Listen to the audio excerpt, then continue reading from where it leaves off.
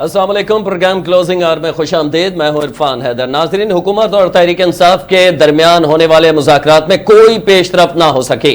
بانی P T I نے 31 جنوری کی ڈیڈ لائن دی تھی، جس میں صرف 1 گھنٹہ باقی رہ گیا ہے. دوسری جانب حکومت کی جانب سے اب تک پی ٹی آئی کے مطالبے پر جوڈیشل کمیشن بننے پر حکومت نے اب بھی کوئی اعلان نہیں کیا.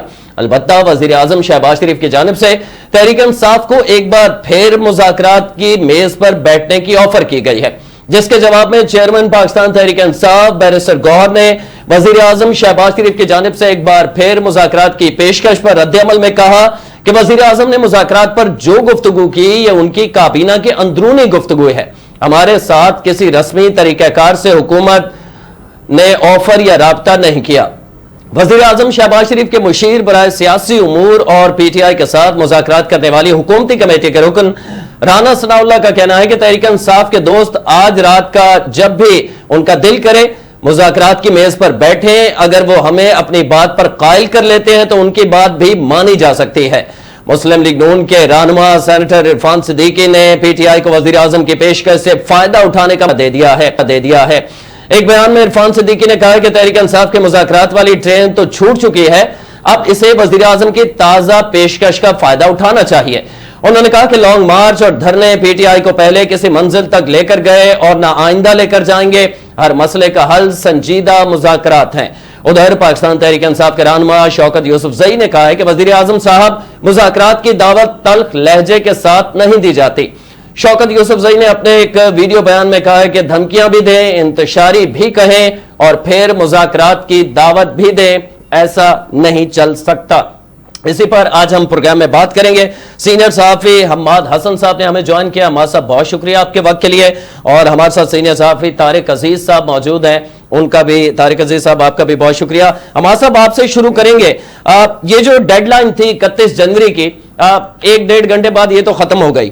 اب کیا کہیں ہم، یہ مذاکرات صرف عوام کے سامنے مذاکرات تھے، اسے سنجیدہ لینا چاہیے نہیں لینا چاہیے، اور کیا اب مزید بیٹھنے کی گنجائش موجود ہے یا ختم سمجھے مذاکرات؟ میں تو 10 دن پہلے ٹویٹ بھی کر چکا تھا، میڈیا میں کہہ بھی چکا تھا کہ مذاکرات بے معنی ہو کر رہ گئے، مذاکرات کی کوئی افادیت نہیں رہی. اب وہ یہ تو 31 جنوری تک عرفان صدیقی صاحب نے کہا کہ ہم 31 جنوری تک اپنی کمیٹی قائم رکھیں گے. کمیٹی 31 جنوری تک قائم رکھنی تھی یا 25 جنوری تک، کوئی فرق نہیں پڑتا. مذاکرات نہ ہو رہے ہیں، نہ مذاکرات کا کوئی فائدہ ہے اور نہ مذاکرات کا اختیار دونوں فریقین کے پاس. جو حکومتی فریق ہے ان کا اختیار ان کے پاس نہیں، کسی اور کے پاس ہے، اور جو مذاکراتی کمیٹی ہے پی ٹی آئی کی، ان کا اختیار کسی بھی کے پاس بھی نہیں ہے، نہ وہ اپنی مرضی سے کوئی بات کر سکتے. ان کا اختیار اڈیالہ میں ہے اور اڈیالہ کا اختیار کہیں اور پر ہے. تو ان مذاکرات کا فائدہ کیا تھا اور ان مذاکرات کے نتائج سے نکلنا کیا تھا؟ ٹھیک ہے، تو یہ جو آپ کہہ رہے ہیں کہ اختیار نہیں ہے، پھر جن کے پاس اختیار ہے وہاں بھی اس قسم کی چہمہ گوئیاں ہو رہی تھی کہ بات چیت ہو رہی ہے، کوئی ہو رہی ہے بات چیت نہیں ہو رہی؟ کہاں بات چیت ہو رہی تھی؟ بیرسٹر گوہر کے ملاقات کے حوالے سے بہت شور اٹھایا گیا، بہت غل مچایا گیا کہ پشاور میں بیرسٹر گوہر گنڈاپور کی ملاقات ہوئی ہے. سارے صحافی اس پر تبصرے کرنے لگے، بھائی آپ وہاں کے ڈائنامکس کو جانتے نہیں ہیں اور بات کرتے ہیں. میں اسی دن سے کہہ رہا تھا کہ کوئی ملاقات نہیں ہوئی. ملاقات ہوئی تھی جو 4 گھنٹے آرمی چیف کے ساتھ سیاسی لوگوں کے، خصوصاً پختون بیلٹ میں سیاست کرنے والے لوگوں کی ہوئی تھی، اور اس میں گنڈاپور اور بیرسٹر گوہر بھی شامل تھے. اس سے الگ کوئی ملاقات نہیں ہوئی. تو اگر ملاقات ہوئی تھی تو پھر اس کے 2-3 دن بعد 14 سال کی سزا کا نتیجہ سامنے آنا تھا ملاقات کا. ملاقات تو جب ہوتی ہے، ملاقات نواز شریف کے ساتھ لندن میں ہوئی اور پھر اس کے بعد پورا سیاسی منظرنامہ بدل گیا تھا. ملاقات بلاول اور محسن نقوی کی واشنگٹن میں ہوئی ملاقاتیں، اور پھر امریکی وفد بھی یہاں پہ آیا. انہوں نے رچرڈ گرینیل کے ٹویٹ کو بھی ڈینائی کیا، اس نے اپنے ٹویٹس بھی ڈیلیٹ کر دیے. تو ملاقاتوں کے تو یہی نتائج نکلتے ہیں. ملاقاتوں کے یہ نتائج تو نہیں نکلتے کہ 14 سال قید کی سزا سنا دی جائے. ٹھیک ہے طارق عزیز صاحب، آپ کیا کہیں گے؟ اسلام آباد میں چل کیا رہا ہے؟ کوئی بات چیت چل رہی ہے یا اب سمجھے کہ مذاکرات نہیں ہوں گے؟ اور اگر نہیں ہوتے مذاکرات ناکامی ہوتی ہے تو پھر تحریک انصاف کے پاس کیا آپشن ہے اور حکومت کے لیے کیا کوئی مشکلات کھڑی ہو سکتی ہیں؟ پہلی بات یہ، آپ نے جو شوکت یوسف زئی کا بیان آپ نے بتایا کہ انہوں نے کہا ہے کہ یہ ان کا دھمکی امیز لہجہ تھا، تو اس پہ میں کہوں گا ان کو شوکت یوسف زئی صاحب کو یہ یاد ہونا چاہیے جب عمران خان صاحب جو پرائم منسٹر تھے تو وہ کیا کہتے تھے، فلاں کو میں جیل بھجواؤں گا، اس کو بھی جیل بھجواؤں گا، فلاں کو بھیج دیا، فلاں رہ گیا، اس کا اے سی اتار دیں گے، اس کو پنکھا نہیں لگانے دیں گے. تو ان کا جو اس وقت جو فہمیت تھی خان صاحب کی، وہ اس کو وہ بھول گئے ہیں. تو اب ان کو یہ دھمکی نظر آ گئی ہے. باقی جب مذاکرات لگتا نہیں ہے کہ اب آگے چل پائیں، کیونکہ دونوں طرف سے جو ہے کوئی لچکا نہیں ہے. اگرچہ حکومت یہ کہہ رہی ہے کہ ہم تیار ہیں، لیکن بٹ جو کہ حکومت نے بنیادی بات سے جو وہ کہتے ہیں جوڈیشل کمیشن بنایا جائے، پرائم منسٹر نے اپنی اسپیچ میں بھی کہا اور انہوں نے اپنا کابینہ کے اجلاس میں کہا کہ ہم پارلیمانی کمیٹی بنانے کو تیار ہیں. تو وہ پارلیمانی کمیٹی بنانا چاہتی ہیں، وہ جوڈیشل کمیشن کا قیام چاہتی ہیں. تو اس کا مطلب یہ ہے کہ ان کے درمیان کوئی راستہ نہیں ہے. الٹیمیٹلی یہ مذاکرات مطلب گھنٹے ڈیڑھ بعد جو ختم ہو مطلب کمیٹی ہو جائے گی تو یہ بات یہی ختم ہو جائے گی. اور یقیناً اس کا ملک کو تھوڑا نقصان لازمی ہوتا ہے. جب بھی بڑی لاگ ہوتا ہے، مذاکرات ہوتے ہیں، سیاسی جماعتیں بیٹھتی ہیں، ملک میں استحکام آتا ہے، وے نکلتا ہے، راستہ نکلتا ہے، چیزیں ٹھیک ہوتی ہیں. لیکن اب یہ لگتا نہیں ہے کہ یہ تو معاملہ یہاں ختم ہو گیا ہے. اس لیے جو اس کا جو یقینی طور پر ملک میں جو ہے تھوڑی بے چینی ہوگی. اور لازمی بات ہے کہ جو کہ جیسا کہ آپ کو معلوم ہے کہ بانی پی ٹی آئی نے 8 فیب کو جو ہے ملک میں احتجاج کا اعلان بھی کیا ہے. انہوں نے صوبوں سے ایک صوبے سے دوسرے صوبے کا رابطہ منقطع کرنے کا بھی اعلان کیا ہے. تو یقیناً ملک کو بہت بڑا نقصان ہوگا. ایک دن کا اگر ملک میں ہڑتال ہو، پہیا جام ہو، تو بلین آف روپیز جو ہے وہ اس کا نقصان ہوتا ہے. تو یقینی طور پہ اس کا ملک کو نقصان ہوگا، اکانومی کو نقصان ہوگا. اور بالخصوص جو دوست ممالک پاکستان میں انویسٹمنٹ کرنا چاہ رہے ہیں یا ان کی اناؤنسمنٹ ہوئی ہے، ان کے لیے ایک اچھا پیغام نہیں جائے گا. آپ دیکھ لیں ابھی حال ہی میں 2 دن پہلے جو امریکن بزنس کمیونٹی آئی تھی، ان کی جو ہیڈ آئے تھے جینٹری بیچ، تو انہوں نے جو پاکستان میں ایک بڑی انویسٹمنٹ کا اعلان کیا. انہوں نے کہا کہ پاکستان کی تاریخ میں، اس کی ہسٹری میں جب سے پاکستان بنا ہے، یو ایس سے پہلی دفعہ انویسٹمنٹ کرنے آیا یہاں پہ. اس سے پہلے امداد ہوتی تھی. تو یہ ایک ماحول جو بن رہا تھا تو اس کو یقینی طور پر اس کو ماحول کو جو ہے متاثر بھی ہوگا، دھچکا بھی لگے گا. تو اس کا ملک کو کوئی فائدہ نہیں، الٹا نقصان ہی ہوگا. ٹھیک ہے حماد صاحب، آپ کہیے گا. طارق عزیز صاحب کہہ رہے ہیں کہ ملک کو نقصان ہوگا. یہ اب کیا خدا نہ خواستہ ہم دیکھیں گے کہ ریمیٹنس بند ہو جائیں گے، جو کہ بہت جس میں اضافہ ہو رہا تھا، اسٹاک مارکیٹ پھر نیچے چلی جائے گی، انتشار کی کیفیت ہوگی، پھر دھرنے ہوں گے، پھر ڈی چوک کا رخ کیا جائے گا، صوبائی آمد و رفت جو ہے اسے بھی معطل کرنے کا طارق عزیز صاحب بتا رہے ہیں کہ اعلان کیا ہے بانی پی ٹی آئی نے. کوئی فرق پڑے گا حماد صاحب؟ کوئی فرق نہیں پڑے گا. ریمیٹنسز میں تو اضافہ ہو گیا ہے. جو انہوں نے درخواست کی تھی کہ ریمیٹنسز روک دے یا کم کرے، تو اس میں تو اضافہ ہو گیا.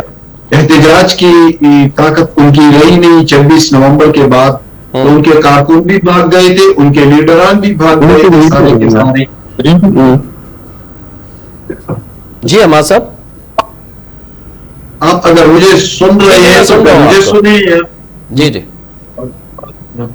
تو اب 26 نومبر کے بعد 26 نومبر کو ان کے لیڈرز بھی بھاگ گئے تھے، ان کے کارکن بھی بھاگ گئے تھے. احتجاج کی قوت اس کی رہی نہیں.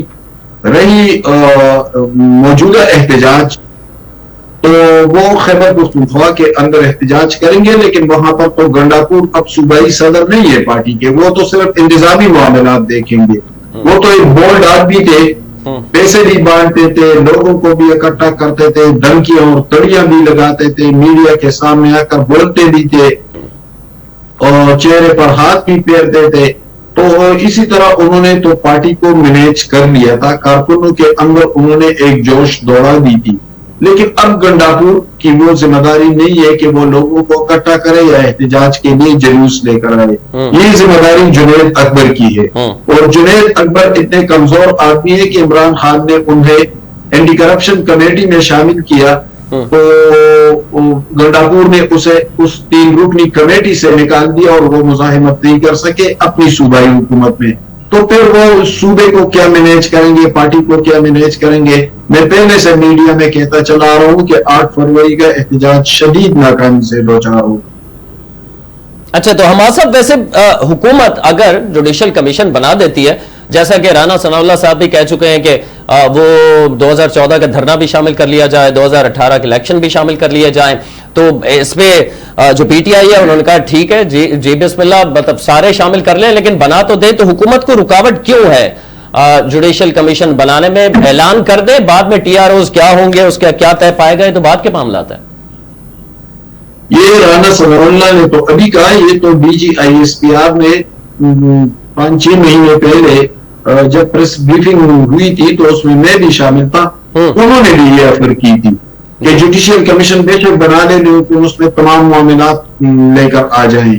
جب انہوں نے یہ آفر کی اور ہم نے میڈیا پہ بات کی کہ بھئی آپ کے جوڈیشل کمیشن کا مطالبہ تو انہوں نے مان لیا ہے لیکن صرف ایک شرط ہے کہ وہ 9 مئی کے حوالے سے نہیں ہوگا اور تمام معاملات کے حوالے سے ہوگا. وہ 2014 کا الیکشن بھی ہوگا, وہ 2018 کا الیکشن بھی ہوگا, وہ تمام معاملات. پی ٹی پی حملہ بھی ہوگا, 2014 کا دھرنا بھی ہوگا, وہ تمام معاملات ہوں گے. تو پھر اس سے پی ٹی آئی بھاگ گئی تھی. اب یہ بات سیاسی طور پر رانا ثناء اللہ نے کی ہے لیکن پی ٹی آئی نے تو پہلے بھی اسے ماننے سے انکار کر دیا تھا, تو اب کیا مان جائے گی؟ تو جوڈیشل کمیشن محض ایک خواب بن کر رہ گیا ہے. شیخ وقاص اکرم صاحب ایک ٹاک شو میں بیٹھے ہوئے تھے, انہوں نے کہا ٹھیک ہے کر لیں, سب کا کر لیں, ہمیں مسئلہ نہیں ہے. تو کر لیں, تو پھر آ جائے کمیٹی میں اور ان کے ساتھ معاہدہ کر لیں, ریٹرن میں دے دیں کہ سب کر لیں. یہ تو محض ہوائی باتیں ہوتی ہے نا, وہ تو صبح ایک بات کرتے ہیں, شام کو دوسری بات کرتے ہیں. پھر مذاکراتی کمیٹی کو جوائن کرے, حکومت کو میسج کنوے کر لیں کہ مذاکرات بحال کر لیں, ہم نے جوڈیشل کمیشن کے لیے آپ کے شرائط ماننے ہیں اور مان لیں, پھر آگے بڑھے. لیکن یہ پیشکش تو نے 6 مہینے پہلے آئی ایس پی آر کی طرف سے آئی تھی, وہ اس وقت نہیں مانی تھی, تو اب کیا مان لیں گے؟ ان کا 1 پوائنٹ ایجنڈا ہے کہ عمران خان کو رہا کر لے اور عمران خان کو وزیر اعظم بنا لے. اس کے علاوہ کچھ بھی نہیں ہے, نہ مذاکرات ہے نہ کمیشن ہے, کچھ بھی نہیں ہے. ٹھیک ہے, آخر میں یہ کہہ دیجیے گا حماد صاحب, مجھے ایک بریک کی طرف جانا ہے لیکن اس سے پہلے میں چاہتا ہوں آپ سے یہ جان سکوں کہ پھر آپشن کیا ہوگا. حکومت تو اس وقت کوئی اتنی بڑی پریشانی میں نظر نہیں آتی بظاہر, جو لگتا ہے جس طرح معاشی معاملات کسی حد تک صحیح تھوڑی بہت بہتری ان میں آ گئی ہے اور تمام ایک پیج جسے کہتے ہیں وہ بھی بظاہر نظر آ رہا ہے. تو پی ٹی آئی اگر مذاکرات سے پھر بھاگ رہی ہے تو ان کے پاس آپشن کیا بچے گا, پھر اس کے بعد کیا کریں گے؟ پی ٹی آئی کے پاس کیا آپشن بچے گا؟ جی, پی ٹی آئی کے پاس پہلے کون سا آپشن بچا تھا؟ انہوں نے ٹرمپ کارڈ کھیلا, وہ ناکام ہو گیا. رچرڈ گرینل کے ٹویٹس پر وہ بھنگڑے ڈالتے رہے, وہ سارے کے سارے ٹویٹس بھی ڈیلیٹ کر دیے اور ان کا جو ڈیلیگیشن آئے تو ڈیلیگیشن ہیڈ نے کہا کہ وہ ڈیپ فیک ٹیکنالوجی کا شکار ہو گئے تھے, انہیں دھوکہ دیا گیا تھا. تو وہ پہلے کون سی انہوں نے کامیابی حاصل کی ہے؟ جمہوریت کی طرف وہ آتے نہیں, پولیٹیکل ڈائیلاگ کی طرف وہ آتے نہیں ہے, پارلیمان اور آئین و قانون کی بالادستی کی طرف وہ آتے نہیں ہے. ان کا بس 1 پوائنٹ ایجنڈا ہے عمران خان کو رہا کرے, اور جس طرح وہ 2013 میں اسٹیبلشمنٹ کا اور خفیہ قوتوں کا لاڈلا بنا ہوا تھا اور اس کے ذریعے تمام جمہوری قوتوں کو ملیامیٹ کر کے رکھ دیا تھا. گالم گلوچ تمام جو نئی نسل تھی ان کے منہ میں گالم گلوچ دے دی گئی تھی, الزام و دشنام سے بھر دیا گیا تھا سارا منظرنامہ, سیاست کو تباہ و برباد کر کے رکھ دیا تھا, جمہوریت اور معیشت کا جنازہ نکال دیا تھا. اسی اسٹیبلشمنٹ نے عمران خان کی پیٹ تھپ تپائی تھی. وہ وہی فضا چاہتے ہیں کہ جو بھی سر اٹھائے, جو بھی مخالفت کرے, خواہ وہ سیاسی آدمی ہو, وہ صحافت سے اس کا تعلق ہو, اس کا تعلق ججز کے پیشے سے ہو, کوئی بھی ہو, تو اس کو ملیامیٹ کر کے رکھتے اسٹیبلشمنٹ اور ہمارے لیے راستے آسان بنائے. وہ وہی فضا چاہتے ہیں جو انہیں رحیم شریف اور قمر باجوہ دیتے رہے, جو انہیں فیض حمید دیتا رہا, جو انہیں آصف غفور دیتا رہا. وہ وہی فضا چاہتے ہیں, وہ فضا ان کو میسر نہیں آ رہی ہے. ٹھیک ہے طارق عزیز صاحب, ظاہر ہے پھر بالآخر آپ کب تک کسی کو جیل میں رکھ سکتے ہیں؟ گو کہ 14 سال ہم نے ماضی میں بھی دیکھا, 10 سال 7 سال سزا میاں نواز شریف صاحب پھر اس کے بعد ہم نے دیکھا وہ سزائیں بھی ختم ہو گئی, ملک سے باہر بھی چلے گئے تھے. تو اس طرح کب تک, اگر اس سزا کو ہم مان لیں 14 سال کی, تو کب تک یہ رہے گا معاملہ؟ بالآخر آپ کو بات چیت پہ آنا پڑے گا, معاملات کسی حل کی جانب نکلیں گے. یہ کب تک حکومت کے لیے پریشانی کا باعث نہیں ہے کہ ایک پارٹی جس کی بہت زیادہ مقبولیت ہے, اس کے سربراہ کو آپ جیل میں آپ نے رکھا ہوا ہے, گو کہ اب سزا ہو گئی ہے, لیکن جب سزا نہیں ہوئی تھی اس وقت بھی وہ جیل میں رہے ہیں.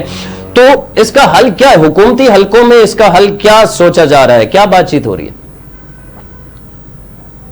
پہلی بات ہے حکومت کو کوئی پریشانی نہیں ہے. پریشان ہونے حکومت کو نہیں ہونا چاہیے, پی ٹی آئی کو ہونا چاہیے. ان کے جو مذاکرات کا ایک بڑا اچھا موقع تھا, جیسے کہ عرفان صدیقی صاحب نے کہا کہ ٹرین مس ہو گئی ہے, دیر ہو گئی ہے, اس مذاکرات کو ان کو فائدہ اٹھانا چاہیے تھا. اور جوڈیشل کمیشن کا جو ان کی ڈیمانڈ تھی اس سے پیچھے ہٹ جاتے ہیں. پارلیمانی کمیٹی بھی بن جاتی, تو پارلیمان کی کمیٹی میں ظاہر وہاں اپوزیشن کے لوگ بھی ہوتے ہیں, سنی اتحاد کونسل ہوتی ہے, پی ٹی آئی ہوتی ہے, ان کے اتحادی جو اور ہوتے, تو وہاں بیٹھ کے وہ اپنی پارلیمنٹ میں بات کر سکتے تھے, وہ نکل سکتا تھا. لیکن ان کی ایک ہی جو بات تھی کہ جوڈیشل کمیشن بنایا جائے, اس کی آڑ میں انہوں نے مذاکرات ختم کر دیے ہیں, تقریباً ختم ہو چکے ہیں. تو یہ موقع ان کے لیے آخری تھا. اس کے علاوہ ان کے پاس گورنمنٹ کی کوئی پریشانی نہیں ہے. جیسے ہمارے سینئر دوست نے کہا, مہاد حسن صاحب نے, کہ 8 فروری کو کیا ہوگا. اچھا, انہوں نے سڑک بلاک کر دی, شہر بند کر دیا, رابطہ کاٹ دیا, کتنے دن کریں گے؟ 24 گھنٹے ہو جائیں گے, 48 گھنٹے ہو جائیں گے, بس یہ تو لاسٹ ان کے پاس ایک پتہ تھا, لاسٹ کارڈ ہے. اس کے بعد کیا کریں گے؟ ہیملٹن صاحب نے جیسے انہوں نے بتایا وہ پہلے سے بھی زیادہ آگے ہیں. اوورسیز نے تو ان کی کال کو ریجیکٹ کر دیا مکمل طور پر.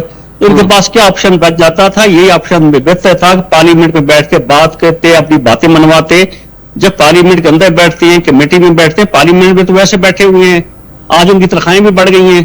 اب وہ جو تنخواہیں بڑھی ہیں وہ پی ٹی آئی اس پہ اس نے کبھی احتجاج نہیں کیا, کوئی بات نہیں کی انہوں نے. تو وہ اپنی تنخواہیں بھی بڑھا لی ہیں. کیما کمیٹی ان کے پاس ہے, ان کے پاس اسٹینڈنگ کمیٹیز بھی موجود ہیں. ابھی پبلک اکاؤنٹس کمیٹی کے جیسا بڑا طاقتور 3 عہدہ بھی انہوں کو مل گیا ہے. تو یہ وہ اسی سلسلے کو آگے بڑھاتے, پارلیمنٹ کے اندر پارلیمانی کمیٹی کے اوپر اتفاق کر لیتے, تو وہاں جو اپنا موقف رکھ سکتے تو سنتے. جو بات انہوں نے جوڈیشل کمیشن میں کہنی ہے, جو وہاں میں موقف دینے وہ یہاں دے سکتے تھے. انہوں نے اس بات کو بالکل ریجیکٹ کر دیا کہ پارلیمان کی کمیٹی نہیں ہونی چاہیے. ایکچوئل مسئلہ یہ تھا کہ چونکہ اس پارلیمان کمیٹی ہو یا جوڈیشل کمیشن ہو, اس میں حکومت یہ کہہ رہی تھی 2014 کا الیکشن بھی دیکھیں گے, 2013 کا الیکشن بھی دیکھیں گے, 14 کا جو ہے دھرنا جو ہے جب شی جن پنگ پاکستان آ رہے تھے وہ بھی دیکھیں گے, 2008 کے الیکشن بھی دیکھیں گے, RTS کا معاملہ بھی آئے گا. جب یہ سب باتیں پرائم منسٹر صاحب نے, یہ حکومت نے کی کہ ہم کمیٹی بنائیں گے, اس میں سب معاملات پہ وہاں سے چلیں گے, اب ان کو یہ بھاگنے کے لیے ایک اچھا راستہ تھا جب وہ کمیشن نہیں بنا تھا. اس لیے ہم جو مذاکرات کا جو ہے بائیک آؤٹ کرتے ہیں, ختم کرتے ہیں, تو اس کو ان کو فائدہ کوئی نہیں ہونے لگا پی ٹی آئی کو. ٹھیک ہے, طارق عزیز صاحب آپ ہمارے ساتھ موجود رہیں گے. سینئر صحافی حماد حسن صاحب نے کہا تھا کہ ان کے پاس وقت زیادہ نہیں ہے, شکریہ ادا کریں گے سر, آپ نے ہمیں جوائن کیا. مجھے ایک بریک کی طرف جانا ہے, بریک سے واپس آئیں گے تو پھر پی ٹی آئی کی اندرونی جو معاملات ہیں اس وقت, جو انتشار کا شکار ہے اندر سے پی ٹی آئی, اس حوالے سے بھی کچھ بات کریں گے. لیکن یہ وقت ہوا ایک بریک کا, ہمارے ساتھ رہے گا.